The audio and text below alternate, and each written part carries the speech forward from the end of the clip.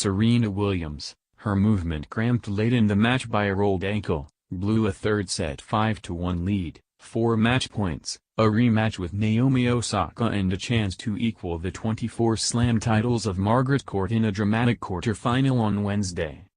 Karolina Pliskova remained calm as Williams disintegrated physically after her left ankle collapsed under her during a foot fault win in sight of victory, and went on to win 6-4, 4-6, 7-5.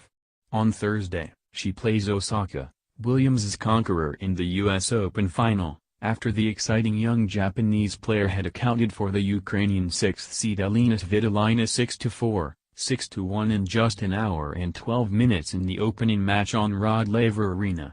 I think she improved her game in the second set, went for her shots, Pliskova said courtside. I got a little tight, played too passive. But I'm standing here as the winner, so I'm happy. My mind was in the locker room at 5-1 down in the third. I didn't have many chances. She got a little bit shaky in the end and I took my chances.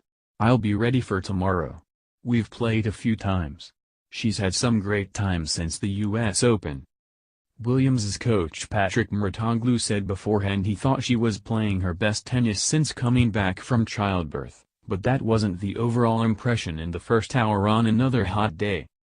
Pliskova, who'd made just 3 unforced errors when beating Garbine Muguruza in the fourth round, was similarly economical and were risk-taking here and won the first set behind a clinical serve, at 81% efficiency, making just 5 unforced mistakes.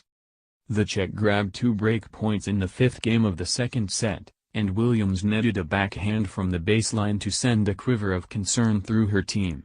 A set and a breakdown, she was suffering under the quality pressure of an opponent whose 1 win over her and 3 encounters was in a slam, when Pliskova won their quarterfinal at the 2016 U.S. Open in straight sets. Only 4 other players had beaten Williams twice or more in slams: her sister, Venus, Angelique Kerber, Garbine Muguruza, and Sam Stosur. Williams wasn't quite finished, and broke back to love.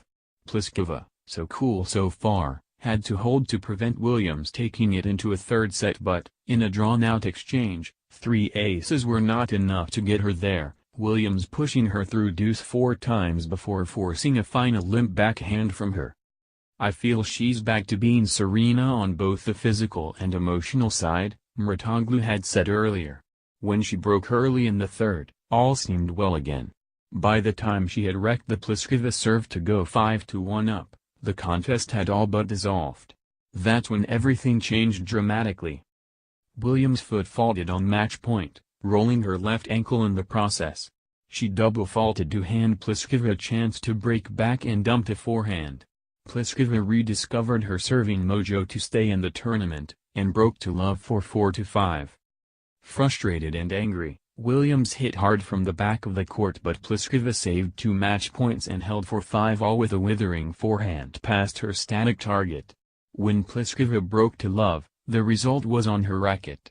Williams saved 2 of 3 match points, but netted her final forehand and an extraordinary piece of tennis theater was done. There was no such drama for Osaka, apart from interrupting the on-court TV interviewer, informing him, "I know it's going to be tough no matter who I play. And honestly, I'm just trying to go inside, because it's a little bit hot right now." It was on a par with her knockdown on Isti at the start of the tournament, when she disarmed her audience by revealing, "Honestly, I don't really know where I'm going when I talk. There's not really a set plan. It just goes like this, all over the place." She's going nowhere just yet, and will be center stage again on Thursday, just not against the opponent she had anticipated.